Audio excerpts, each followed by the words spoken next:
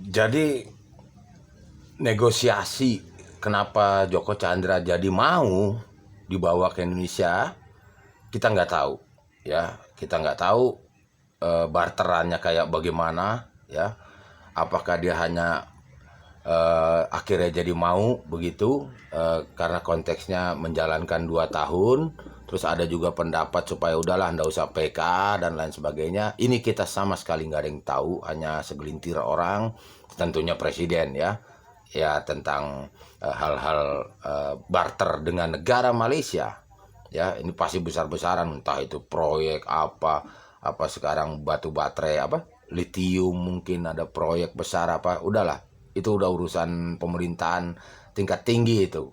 Tapi ya akhirnya sekarang yang harus dikawal adalah Joko Chandra WNI, jelas ya, Joko Chandra WNI, dan kedatangannya ke sini untuk menjalankan yang 2 tahun. Mengenai yang diminta berapa rupiahkah Joko Chandra harus pulangin ke Indonesia, ini sebetulnya dalam konteks 2 tahun tidak ada lagi. Nah itu, jadi jangan kita pada halu begitu, pada nerawang, wah gini seru sana sini. Tadi sudah 3 kali apa 4 kali saya dengar tentang begitu hebohnya tentang nanti kita kenakan tentang pemalsuan, bisa kena pasal yang 5 tahun, 6 tahun. Aduh, jangan ini deh ya.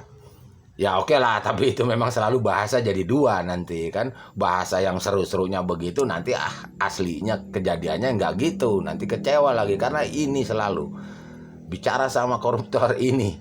Lu pulang berapa? Negonya di sini gitu loh. Jangan dibawa kemana-mana. Nanti akhirnya ininya nol, dia jalanin 2 tahun selesai cerita. Dan juga jangan disamakan sama Maria Lumowa. Negaranya dia sudah jelas, dia berstatus warga negara Belanda. Belanda terkenal dengan perlindungan kepada rakyatnya. Ya loh, si Maria itu rakyat Belanda namanya. Berbeda.